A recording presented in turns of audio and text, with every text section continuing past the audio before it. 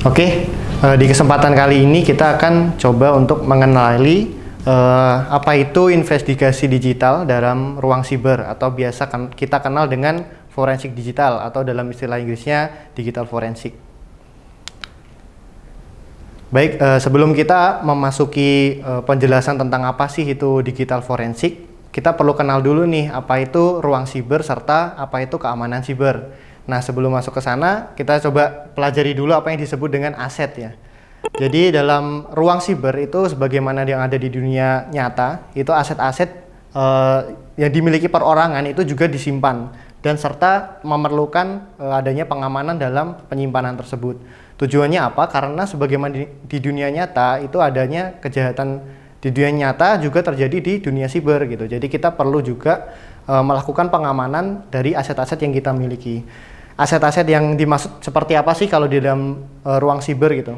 Untuk yang pertama mungkin kita punya komputer, kemudian ada juga data-data yang kita simpan secara digital, selanjutnya ada aplikasi serta infrastruktur jaringan gitu.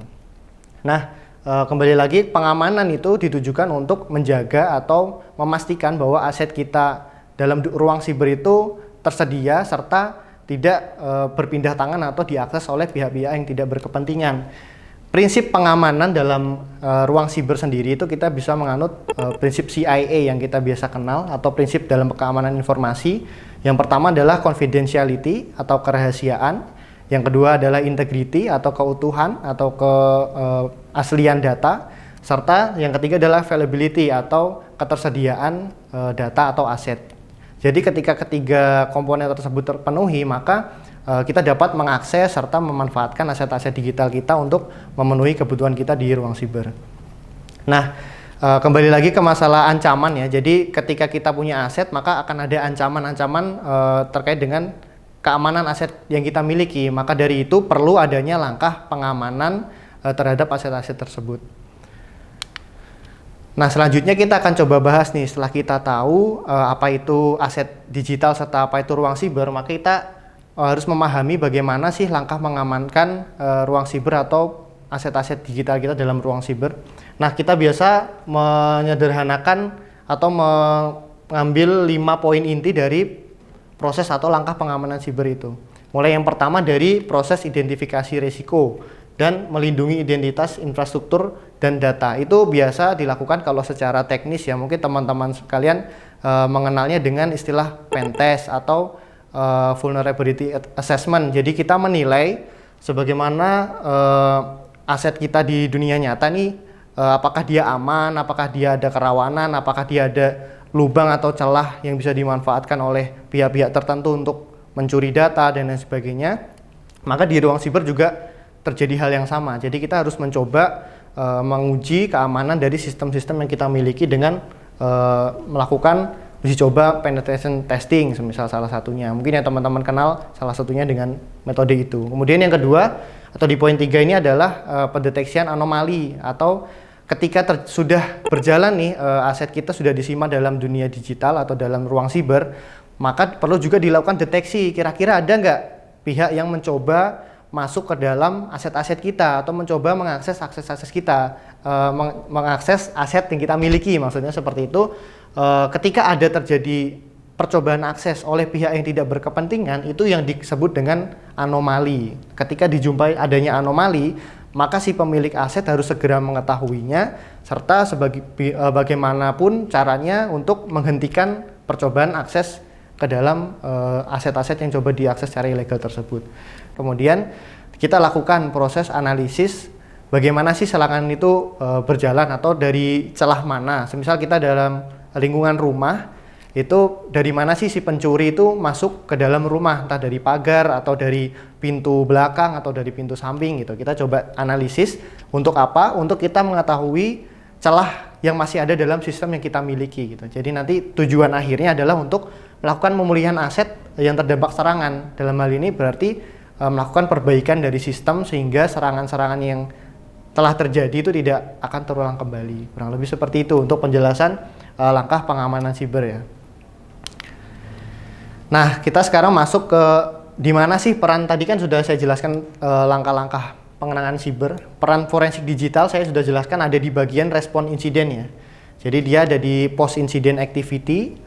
Tujuannya apa sih atau apa sih forensik digital gitu. Kalau forensik digital sendiri adalah sebenarnya dia tahapan atau metodologi yang dilakukan secara runtut ya. Karena dia ketika ada satu metodologi yang tidak sesuai, maka keabsahan hasil dari analisis forensik digital ini dapat diragukan gitu. Apakah ini memang benar secara hukum, baik secara hukum atau baik benar secara metodologi forensik gitu.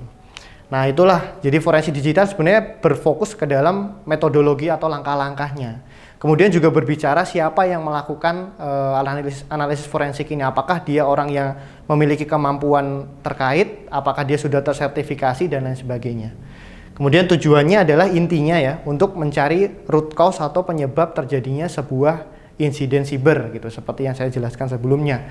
Ketika dia ada terjadi insiden, dilakukan analisis forensik untuk menemukan part mana yang kira-kira menjadi celah terjadinya insiden siber. Dan urgensinya adalah dia itu memastikan keabsahan hasil analisis forensik, entah itu nanti akan digunakan di ranah hukum, semisal ranah peradilan ya, itu juga sering digunakan, semisal dalam sebuah kejadian kriminal, ada sebuah CCTV, kemudian pihak yang mengambil data dari sebuah CCTV itu juga perlu dipertanyakan siapa yang mengambil, kemudian bagaimana dia mengambil CCTV dari lokasi kejadian tersebut juga perlu dipertanyakan gitu ketika dalam persidangan. Itu dalam segi hukum. Tapi dari segi pengolahan data atau metodologi forensik sendiri itu harus diterapkan tahapan demi tahapan untuk menjaga keabsahan hasil, serta yang lebih penting adalah menjaga keaslian atau keutuhan dari barang bukti digital. Ketika perlakuan barang bukti digital itu tidak benar atau tidak tepat, maka berpotensi akan merusak barang bukti digital, di mana yang namanya barang bukti itu untuk membuktikan sebuah kejadian gitu. Ketika barang bukti itu sudah rusak, maka kejadian bisa saja tidak terungkap, atau kejadian-kejadian atau serangan-serangan yang tadi saya jelaskan, mungkin serangan siber, semisal log-log pada jaringan atau catatan-catatan pada server itu hilang, terhapus, maka kita tidak bisa menganalisis celah atau kerawanan mana yang ada dalam sistem sehingga terjadi sebuah insiden siber. Nah, di digital forensik juga memiliki tantangan. Apa sih tantangannya?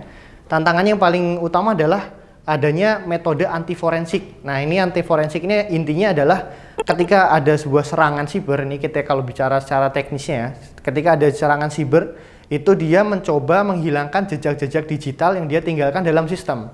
Semisal ada sebuah aktivitas serangan dilakukan oleh seorang hacker masuk ke dalam sistem web dari sebuah instansi atau sebuah perusahaan gitu. Nanti si hacker ini berusaha meninggalkan jejak-jejak yang dia lakukan di dalam sistem itu. Semisal menghapus histori perintah-perintah yang dia ketikan ke dalam sistemnya, atau dia mencoba menghapus aktivitas login yang pernah dia lakukan di waktu-waktu tertentu, atau menyamarkan alamat IP yang dia gunakan. Itu kalau dari segi cybernya. Tapi kalau semisal saya analogikan ke dalam dunia nyata, itu anti forensik semisal dia menggunakan sarung tangan ketika dia melakukan tindak pembunuhan, maka dia tidak bisa terdeteksi sidik jarinya dan lain sebagainya. Itu untuk analogi di dalam dunia nyatanya. Tapi kembali lagi ke lingkup ruang siber, digital forensik tadi, bisa kita tarik beberapa kesimpulan gitu. Mulai dari meningkatnya serangan siber yang ada saat ini itu juga akibat karena meningkatnya juga penggunaan aktivitas di ruang siber. Jadi semakin tinggi intensitas kita melakukan aktivitas di ruang siber, maka potensi serangan yang akan muncul juga akan semakin besar. Itu segaris atau berbanding lurus. Kemudian yang kedua, cyber security itu adalah langkah-langkah untuk melakukan pengamanan aset-aset digital atau data-data yang ada di ruang lingkup digital dengan melakukan tahapan mulai dari langkah untuk melakukan pelindungan data, baik dari mulai identifikasi risiko hingga ke proses analisis insiden gitu. Jadi itu semua langkah kompleks merupakan bagian dari cyber security atau core inti dari apa itu cyber security. Dan yang terakhir, digital forensik sendiri seperti yang saya sudah jelaskan, dia adalah langkah-langkah atau metodologi secara runtut untuk melakukan analisis terhadap sebuah insiden siber yang terjadi, yang dimana tujuan akhirnya adalah menghasilkan sebuah hasil analisis forensik digital yang sah serta absah di mata hukum maupun sesuai dengan metodologi pemeriksaan forensik, serta yang paling penting dia tidak mencederai atau tidak merusak barang bukti digital yang ada untuk membuktikan kejadian insiden siber yang terjadi. Nah, kurang lebih itu. Mungkin saya tutup dengan satu buah kalimat. Pada intinya adalah kita ketahui bersama ya, sebuah sistem itu tidak bisa kita pastikan 100% aman. Maka dari itu kita perlu melakukan langkah-langkah pengamanan atau cyber security itu perlu diterapkan dalam sistem dengan maksimal sehingga meminimalisasi terjadinya atau potensi terjadinya insiden-insiden siber di ruang siber. Baik, itu saja. Terima kasih.